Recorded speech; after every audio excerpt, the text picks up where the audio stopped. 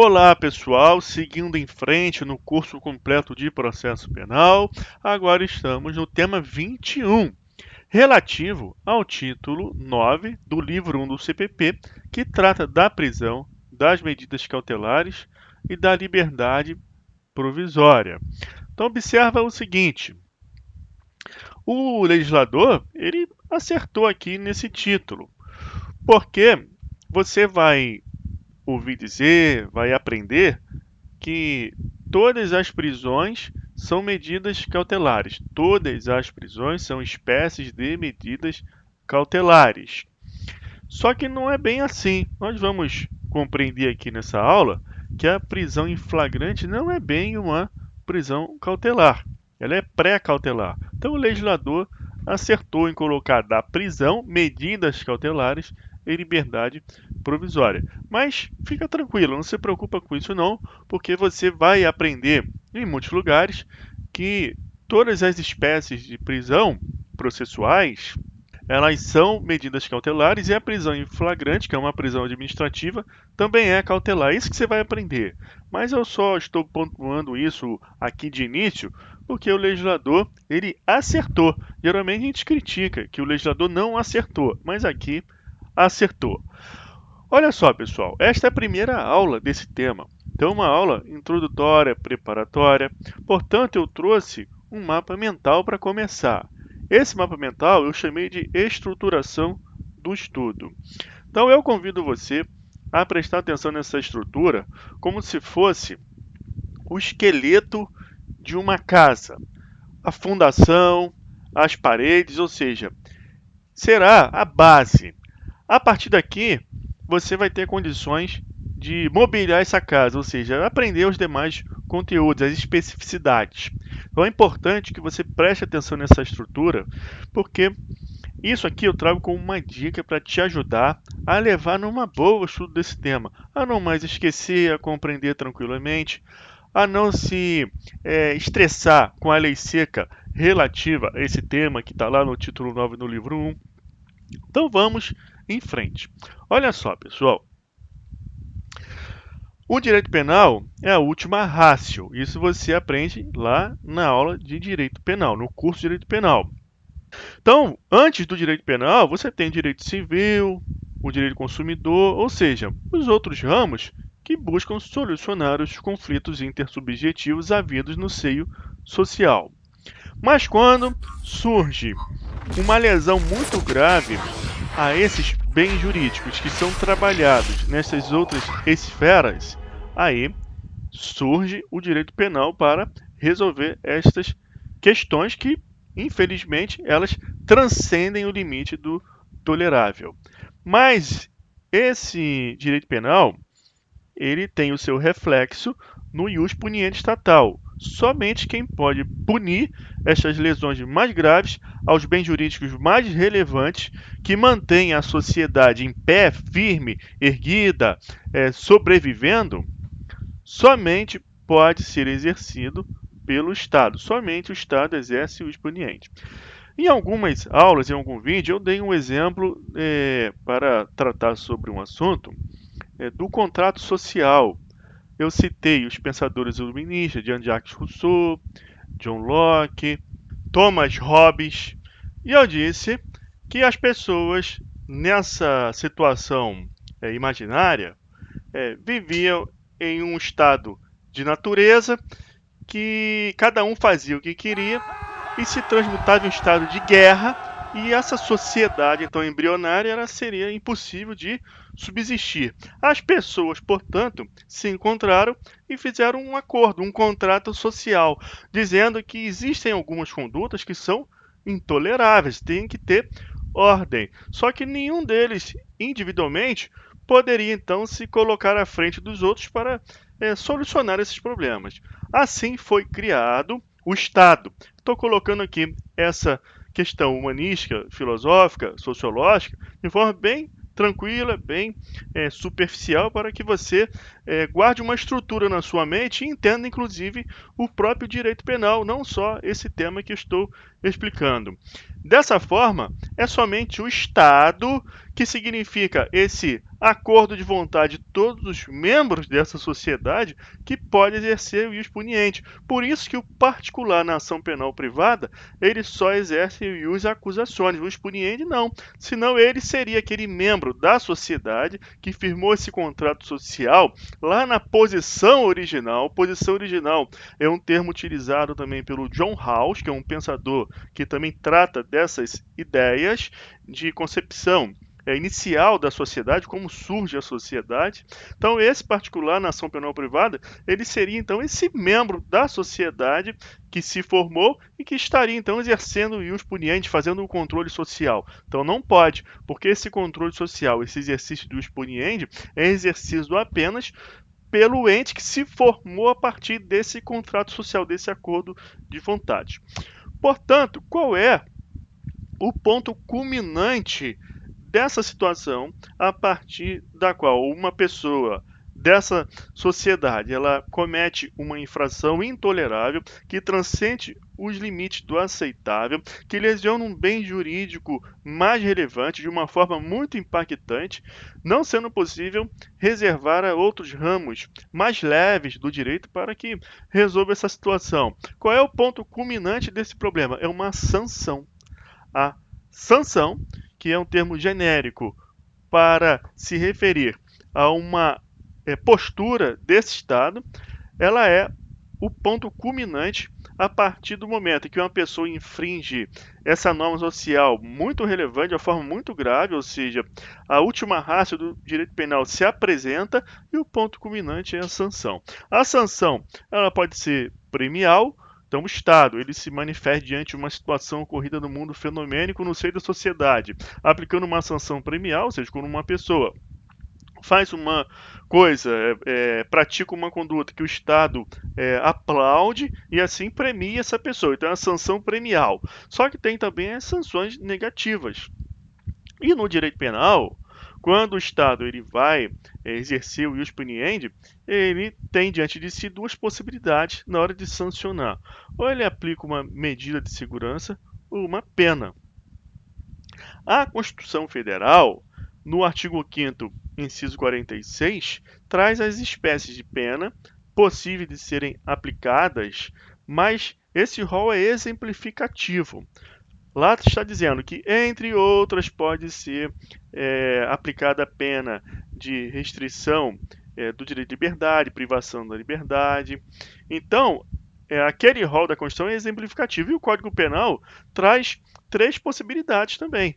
Traz a pena privativa de liberdade, a restritiva de direito e a multa. O Estado, dentro dessa concepção do contrato social, que prevalece nos dias de hoje, há críticas na filosofia do direito, na sociologia do direito, sobre essa concepção do contrato social, mas ela é prevalente dentro da nossa cultura jurídica. Assim, o Estado somente pode exercer o ius puniendi estatal dentro de certas condições, porque estas condições também foram acordadas. Trata-se do direito fundamental ao devido processo legal. Então, ninguém pode sofrer uma pena privativa de liberdade ou a perda de seus bens sem o devido processo legal. Por isso que deve ter o processo penal. Somente ao final, depois de possibilitado ao acusado o exercício da ampla defesa do contraditório, é possível então que o Estado venha eventualmente a exercer o ius puniendi, aplicando uma pena ou uma medida de segurança. Então, aqui no artigo 32 do Código Penal brasileiro, você tem as possibilidades de pena: privativa de liberdade, restritiva de direito e multa. A medida de segurança fica reservada ao inimputável pelo critério biopsicológico do artigo 26 do Código Penal. Então, a pessoa tem que ser inteiramente incapaz de compreender o caráter ilícito do fato ou de determinar de acordo com ele, além de ser portador de um problema mental incapacitante. Então, o critério do artigo 26 é biopsicológico. Tem a questão da compreensão do caráter ilícito do fato e também a situação biológica. A pessoa tem que ser portadora de doença mental. Tem que ser o doente mental conforme lá previsto no artigo 26. Porque se a pessoa, de acordo com o artigo 26, ela não for inteiramente incapaz, não for inteiramente, ou seja, ela parcialmente compreende o característico do fato, aí não é inimputável, é o semi-imputável. O semi-imputável, ele não receberá uma medida de segurança, ele receberá uma redução da pena. Então está aqui, ó, para você aprimorar os seus estudos, artigo 26 do CP, inimputável. É isento de pena o agente que, por doença mental ou desenvolvimento mental incompleto ou retardado, era ao tempo da ação ou omissão inteiramente incapaz de entender o caráter ilícito do fato ou de determinar de acordo com esse entendimento. Quando o agente é isento de pena, é porque você está trabalhando com a culpabilidade. Então ele não tem culpa, exclui a culpabilidade, a inimputabilidade pelo critério biopsicológico aqui do artigo 26. Só que quando a gente é semi-imputável, aí você aplica o parágrafo único, ele não recebe a medida de segurança. Você vai trabalhar com a sanção pena, conforme o artigo 32 do Código Penal que estamos estudando. As penas são privativa de liberdade, restritiva de direito e de multa. Então você vai ter uma redução de pena aqui com relação ao inimputável. Olha essa notícia aqui para você ter certeza que é isso que acontece. Réu semi-imputável é condenado a 12 anos. Então, o réu semi-imputável, de 28 anos, foi condenado pelo Tribunal do Júri a 12 anos por assassinato. Mas como ele era semi-imputável, ele recebeu uma redução de 1/3 lá na pena base de 19 anos. Então, você também aplica o critério trifásico, critério Hungria de aplicação da pena, que você trabalha lá no artigo 68 do CP, está aqui, ó, a pena base será fixada atendendo-se ao critério do artigo 59. Em seguida, serão consideradas as circunstâncias atenuantes e agravantes, por último, as causas de diminuição e de aumento. Então, se o réu, o acusado, ele é semi-imputável, então ele vai receber uma pena. Lá na sanção, que você divide em medida de segurança ou pena, o semi-imputável recebe pena, mas tem essa pena reduzida. Tem um critério aqui de redução de pena. Mas vamos voltar ao nosso tema da aula de hoje. Tá aqui. Você tem o Estado, pensa lá nesse acordo de vontades, dessa posição original que eu conversei com você, que eu ilustrei para facilitar a sua compreensão. Alguém praticou uma conduta que lesiona de forma muito grave um bem jurídico essencial à sobrevivência das pessoas que compõem essa sociedade. A própria existência da sociedade fica comprometida com essa conduta. Aí vem o direito penal, vem o expediente estatal, só que tem que ter também o processo penal, porque ninguém pode ser privado da liberdade sem devido processo legal, artigo 5º, inciso 54 da CF. Somente a sanção poderá então ser aplicada na situação pena, nessa sua subdivisão pena, respeitar o devido processo legal. E ao final, então, desse processo penal, o que você vai ter? Você vai ter uma sanção pena. E se essa sanção pena for privativa de liberdade, você vai ter uma prisão pena. Essa prisão pena, ela pode ser cumprida em regime de reclusão, detenção ou prisão simples. Você estuda tudo isso em direito penal. O regime da reclusão, fechado, semiaberto ou aberto. Se for aberto, cabe prisão domiciliar. Aberto, cabe prisão domiciliar. Aberto, cabe prisão domiciliar. Prisão simples é no caso de contravenção. A detenção só cabe o regime semiaberto e aberto, mas sempre no aberto cabe a prisão domiciliar. Essa é a prisão pena. É aquela pena definitiva, se for privativa de liberdade, recebe esse nome de prisão pena. Mas você bem sabe que durante esse iter processual, durante o cumprimento desse direito fundamental devido ao processo legal, você também tem prisões. Você assiste a televisão e vê lá que as pessoas estão sendo presas em flagrante, prisão temporária, prisão preventiva. Então agora aqui eu quero muita atenção sua, porque quando você está estudando direito processual penal, você não vem para baixo aqui da sanção e vem estudar essa parte da prisão pena. Você não faz isso. Você sobe, você estuda as prisões que não são prisões pena. Você estuda prisões provisórias. Prisões provisórias, que podem ser prisão em flagrante, temporária ou preventiva. Por que elas recebem o nome de prisão provisória? Porque a prisão definitiva é a prisão pena. Então, quando você chega no estabelecimento prisional, tem as pessoas lá que estão presas e basta perguntar para elas qual é a sua pena. Uns vão dizer tantos anos, os outros não vão saber. Não, não sei, eu sou inocente, ainda não fui julgado, não. Esses são os presos provisórios. Então vamos agora organizar o nosso estudo. Você já sabe que você não estuda no direito processual penal a prisão pena. Isso você estuda no direito penal. Vamos subir. Você tem o título 9 do livro 1 do CPP, que fala das prisões, medidas cautelares e liberdade provisória. Vamos prestar muita atenção agora, que essa é a estrutura que vai facilitar toda a sua vida estudando esse tema. Olha aqui. Por que essas prisões provisórias recebem o nome de medidas cautelares? Porque entende-se que essas prisões visam acautelar a própria idoneidade e efetividade do processo para que, ao fim e ao cabo, possa acontecer o ius puniendi estatal. A pessoa ela possa vir a receber uma prisão pena se ela for realmente culpada. Porque ninguém será preso salvo se em flagrante ou por uma medida cautelar, uma prisão cautelar, preso cautelarmente, ou por uma decisão passada em julgado. Então, para chegar nessa decisão passada em julgado e haver essa prisão pena definitiva, precisa ter o devido processo legal. Só que esse devido processo penal, ele pode sofrer influências negativas. Por isso que precisa ter algumas medidas cautelares no curso desse processo para que ele não fique prejudicado. Nós estudamos medidas cautelares patrimoniais. Vimos arresto, sequestro.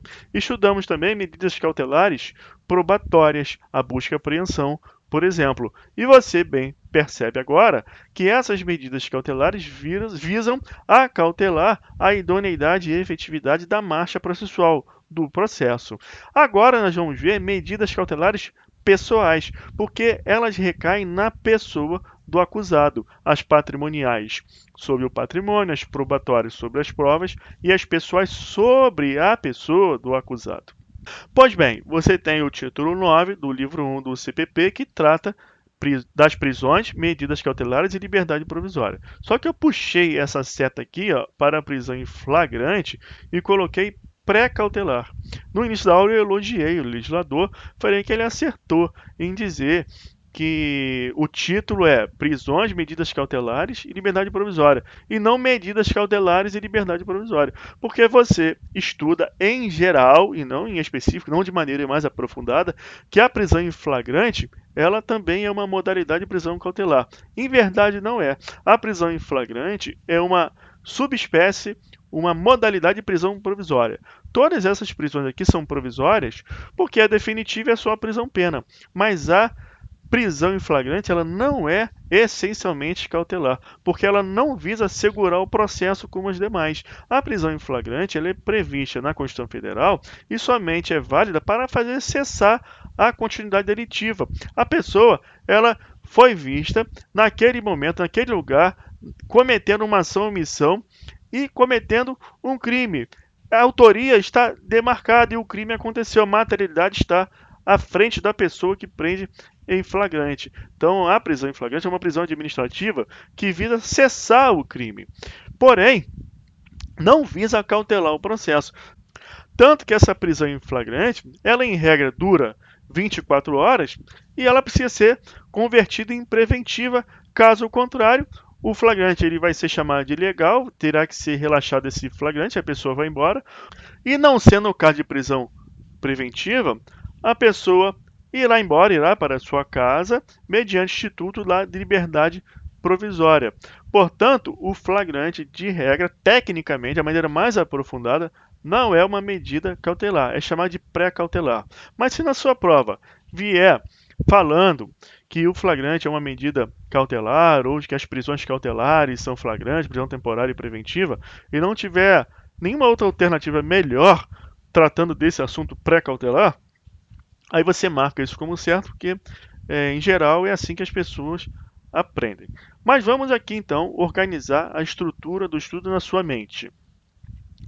À luz desse título 9 do livro 1 do CPP, você estuda prisões, medidas cautelares e liberdade provisória. Você já sabe por que o título foi escrito dessa forma, porque o flagrante, de regra, ele não é uma medida cautelar. Se o flagrante fosse, o título poderia se chamar das medidas cautelares e liberdade provisória. Mas vamos ver aqui o seguinte. Vamos estudar medidas cautelares pessoais. As medidas cautelares, elas se subdividem, assim em geral, em prisões provisórias. As prisões provisórias podem ser o flagrante, temporária ou preventiva, porque elas são provisórias na essência. A prisão definitiva só vem ao final do processo penal com o trânsito julgado da decisão. E você também tem outras medidas cautelares. O que você já vai anotar aí em primeira mão? Que as prisões, elas são espécies de medidas cautelares. Eu estou falando agora em prisões com medidas cautelares, tá? Eu não estou mais tratando do flagrante como pré-cautelar. Quando eu falar medidas cautelares, você vai trabalhar incluindo o flagrante, mas vai ter um asterisco aí na sua cabeça. Você sabe que não é bem assim, mas é só para facilitar agora o entendimento. Então você tem prisões provisórias e outras medidas cautelares. Se a lei fala outras medidas cautelares, é que as próprias prisões provisórias também são medidas cautelares. Então, o que você tem?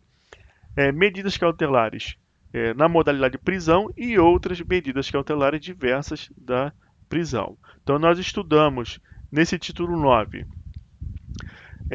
das prisões, medidas cautelares e liberdade provisória, a forma de se acautelar o processo penal. Então, isso é feito através de medidas cautelares pessoais, que podem ser na modalidade prisões ou outras medidas cautelares diversas das prisões. Então, aqui nós vamos ter tópicos de aula. Vamos estudar as medidas cautelares prisionais, as prisões provisórias, cada uma delas, o flagrante, a temporária, a preventiva, e vamos estudar também em separado outras medidas cautelares diversas das prisões. Ora, você estuda o direito constitucional, a Constituição de 88. Você só ouve falar bem da Constituição. Uma Constituição democrática, republicana, resguarda os direitos humanos, tem rol de direitos fundamentais, tem cláusulas pétreas. Então você já subentende que a prisão ela só é aplicada se não cabível outras medidas cautelares diversas da prisão. Você tem uma regra na CF que diz que ninguém será considerado culpado até o trânsito em julgado da sentença penal condenatória. Logo, uma pessoa só pode ser presa mesmo provisoriamente se for a última saída para se acautelar o processo. Por isso que primeiro você precisa saber que se aplica outras medidas cautelares e não a prisão. A prisão é a última opção. Dentro das prisões, a gente estuda primeiro a prisão em flagrante. Por quê? Por tudo aquilo que eu falei sobre o pré-cautelar, e por conta disso, a prisão em flagrante tem regras específicas. Então você estuda o flagrante em primeiro, porque é melhor. Depois que você estudar o flagrante, as suas regras específicas, aí você parte para as prisões estritamente cautelares, a prisão temporária e a preventiva. Então a gente elimina o flagrante estudando ele primeiro. E o que você tem que saber sobre o flagrante? O flagrante tem algumas regras, caso contrário, não haverá flagrante. Então você tem que saber que regras são essas, quem pode prender em flagrante, o que acontece quando a pessoa é presa em flagrante, desde o momento da sua captura até a condução, até a presença da autoridade policial, para a lavratura do auto, as formalidades desse auto, o que a autoridade deve fazer com esse auto, a audiência de custódia, você precisa entender como funciona a audiência de custódia, para que serve, e também o que o juiz deve fazer quando recebe esse auto de prisão em flagrante. Qual é a conduta dele? Porque o flagrante ele não tem requisitos, não é uma prisão abrupta, não tem requisitos muito específicos, então o juiz deve analisar Quando o flagrante ele não acontece, o juiz faz o que? Ele relaxa o flagrante. Então você tem que saber que o relaxamento da prisão só pode ser da prisão em flagrante. As outras prisões não se relaxam, elas se revogam. Então, relaxamento de prisão se dá com relação à prisão em flagrante quando ela é ilegal. Então, desde aquele momento da captura, tem que se averiguar a legalidade do que se está fazendo. A pessoa que prender em flagrante, vamos ver quem pode fazer isso. Qualquer pessoa do povo pode fazer e as autoridades policiais devem fazer. Então, prender em flagrante já tem que se acautelar da legalidade dessa prisão em flagrante, porque tudo isso deve ser avaliado pelo juiz. Quando o juiz está diante do preso na audiência de custódia, avaliando a legalidade da prisão, ele precisa tomar uma postura, porque ninguém deve ficar preso em flagrante ad eternum. A prisão em flagrante, ela só visa cessar ali o delito, cessar o crime e manter a rigidez da ordem pública. Assim, o juiz ele precisa ou converter essa prisão em flagrante em preventiva, e aí já tem que analisar muitos outros requisitos, por isso que a gente estuda a prisão preventiva. Essa prisão preventiva, ela pode ser convertida em prisão domiciliar. Então você observa que a prisão domiciliar processual está ligada à prisão preventiva. Por isso que você estuda primeiro prisão preventiva e depois as possibilidades de conversão em prisão domiciliar. E aqui você não confunde com a prisão domiciliar do regime aberto da prisão pena, é a prisão domiciliar da prisão preventiva. Também você não confunda o recolhimento domiciliar, que faz parte aqui das outras medidas cautelares diversas da prisão, com a prisão domiciliar. Aqui na preventiva você tem a prisão mesmo. Visa segregar a pessoa da vivência social, da convivência em sociedade, mesmo que provisoriamente aqui durante o processo. Na prisão domiciliar, se a pessoa põe o pé para fora na rua, já pode voltar ao cárcere, à prisão preventiva. E aqui no recolhimento domiciliar é diferente. Então você estuda medidas cautelares, as prisões provisórias e outras medidas cautelares diversas da prisão. E aqui no flagrante, você tem essa situação desse iter que acontece, procedimento da lavratura do auto, audiência de custódia, análise do juiz da legalidade da prisão. Se a prisão for ilegal, relaxa. Se não for ilegal, o juiz analisa se é o caso de prisão preventiva. Se não for caso de prisão preventiva, o que tem que acontecer? Liberdade provisória. Mas a liberdade provisória só vai acontecer se o flagrante for legal. Então, o flagrante ilegal é relaxado e o flagrante legal ele é analisado. Analisado se é o caso de conversão em preventiva. Se for o caso de conversão em preventiva, analisa também aquelas hipóteses específicas de cabimento da prisão domiciliar.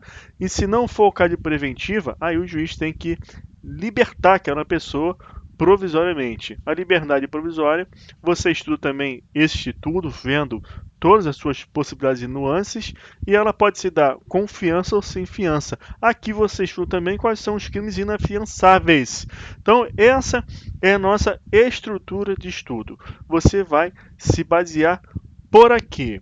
E você também estuda a prisão temporária, porque nós falamos do flagrante, da preventiva, mas tem a temporária. Esta modalidade de prisão tem uma lei específica, é a Lei 7.960 de 89, e ela só é cabível na fase de inquérito policial. Iniciou-se o processo penal, aí não tem mais possibilidade de prisão temporária. É uma prisão exclusiva da fase de investigação. Então você precisa saber quando que é cabível a prisão temporária, quais são os seus prazos. É isso que você estuda em prisão temporária. Portanto, pessoal, como que vamos organizar o nosso estudo? Primeiro, vamos falar mais um pouco de maneira geral sobre medidas cautelares. Em geral, vamos tratar de tudo, alguns princípios, características, falando em geral. Em seguida, vamos estudar a prisão em flagrante, porque ela tem regras específicas e, como você agora já sabe, ela essencialmente não é uma cautelar, é uma prisão pré-cautelar. Então a gente estuda logo o flagrante e elimina essa modalidade de prisão da nossa rota de estudo. Vamos saber tudo sobre isso.